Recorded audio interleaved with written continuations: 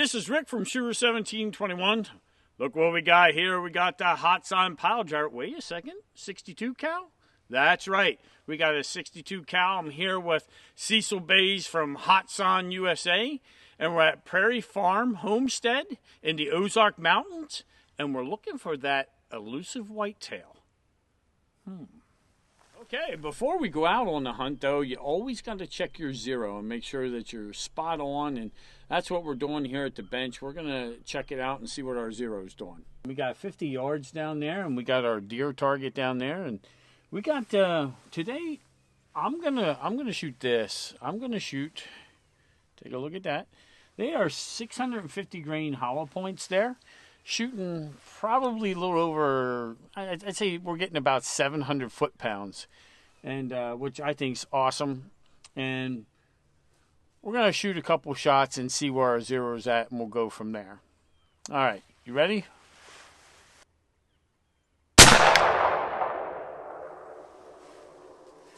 Okay, looks like we need some adjustment.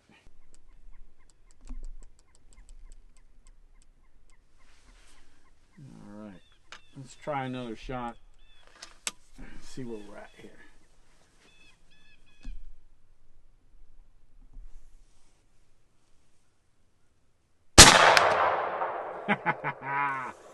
Yeah. Yeah, just a little bit of adjustment. I like that. Just one shot zero there going on. But you can see that we have plenty of foot-pounds of energy there. That's spot on. That's just all I did. You saw I made the adjustment, adjusted scope for height. It went exactly at 12 o'clock above the other shot. That's great. Well, look who I have here, the man himself, Cecil Bays from Hatsan, USA. We were walking out there, and what'd you say to me? What was... Well, I mean, we got a target stand back there that, what, 154 yards? Yeah.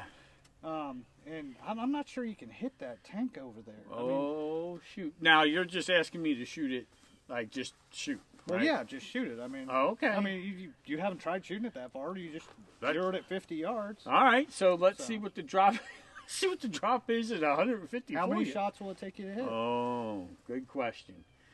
All right, let's find out. I do this. That gun can do it. It's got to be me. It's shooting straight. All right, let's sit down here and see what happens. Okay, well, that's 154 yards, Cecil, so that's a good poke. All right, let's see where she's shooting. I know I got to run some math on this thing. Let's see. Where are you at?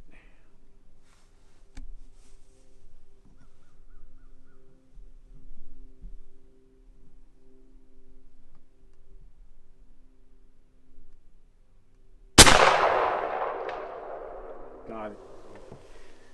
I didn't get it, but I got it. Okay. All right. I got that. Is that a mulligan, Cecil? Is that a mulligan? Mulligan, alibi. Oh, dang. Gotta watch. This guy's savvy, Ryan. He's savvy on film here. We gotta watch him.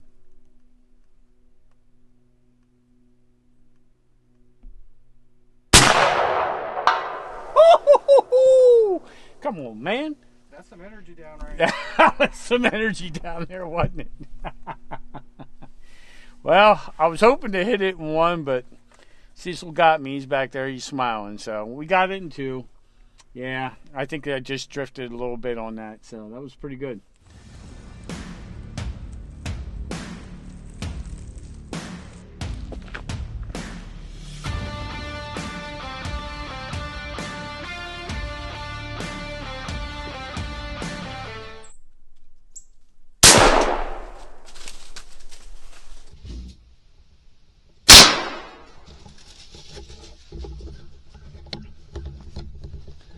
Got a lot of things to talk about, don't we, Cecil? Oh, we definitely do. It's been exciting and it's been challenging. Yeah, it's the weather has been challenging, and it came down to the last day. Well, yeah, the last day of season. Right, last day of season. We've been hunting deer that have been hunted for 3 weeks now with a modern gun. Yeah.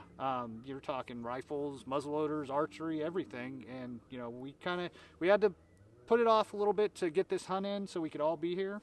I actually thought this was going to be like a walk in the park hunt, you know, like easier hunt for some reason, but the Ozark Mountains proved to show how tight of shooting it is up here.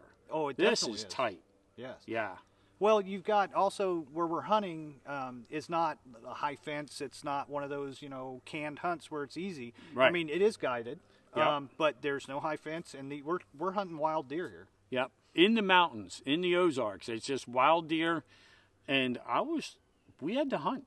Oh, yes, we did. We had to hunt. I guess we need to talk about Friday morning of me definitely going into our blind and going in there and getting set up with Ryan in the camera, Cecil, and we're not in there more than 20 minutes. Big doe comes in. She comes in and she's like, and starts blowing. I'm like, are you kidding me? I was like, you got me dead to right. You know, I don't think that I definitely had no scent on, but how did you do? Well, I mean, I set up in my blind right above, basically just above you on the hill, basically, Yes. right there on Yeah. the main road coming in. Yeah. And I was sitting there in a little tower blind. I think you were on a ground blind, weren't Yes, you? we were on a ground Yeah. blind. You were in a tower blind. I was in Yeah. a tower blind, so I actually had shortly after you saw those deer, Yeah.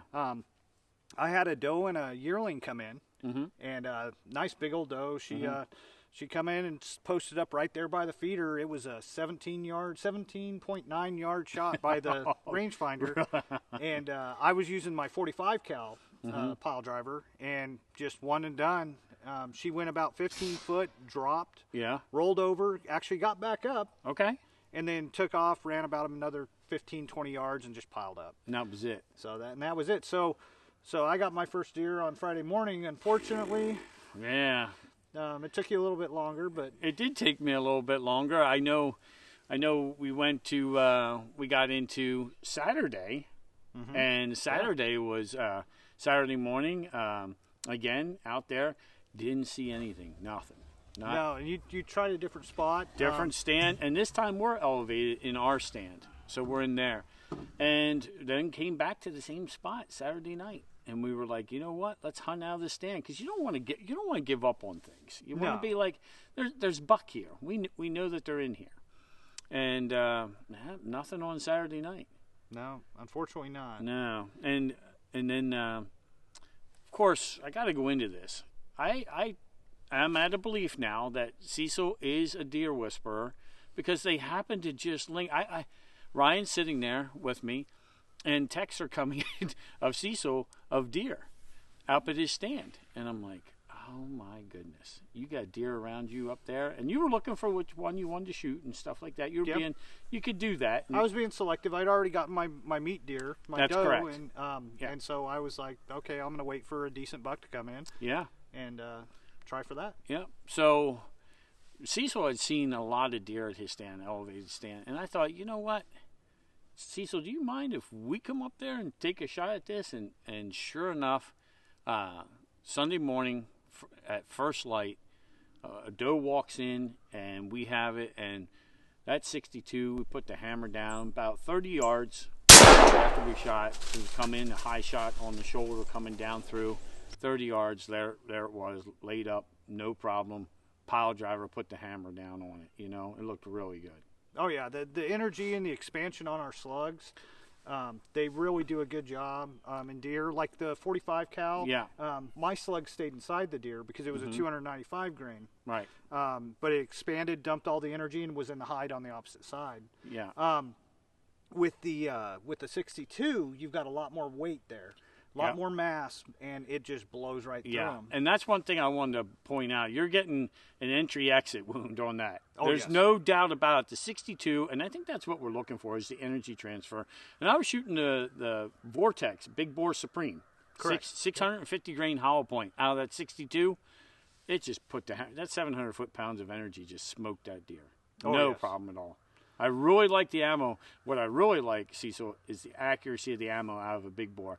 And you can shoot from 50 to 150 yards. Not that I would on a whitetail, but the accuracy's there. Oh yeah, and it's CNC machine, so you have a less than 1% variation in weight and diameter on your your slugs. So Yeah. they're very consistent, very accurate, and they were designed for that barrel. Those barrels, they were designed specifically for it. It's unbelievable ammo. I know I have a PileDriver 457 that just absolutely loves them. Even we did at home, we did like a 200-yard group that was right around an inch, Cecil, at 200. Yeah, I didn't think that was possible. But. Yeah, that's the nice thing is with the 457, you're going to shoot a little bit flatter. You're not going to have as much energy, so a little bit, I mean, it's plenty of energy to take down anything in North America. Mm-hmm. But if you want that extra energy for something a little bigger like an elk, the 62 or the 50 are great options also. Yeah.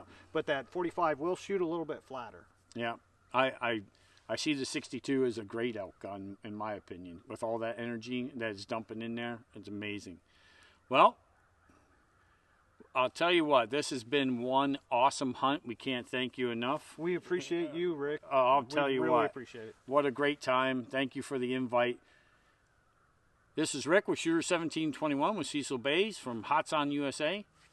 Thanks for watching.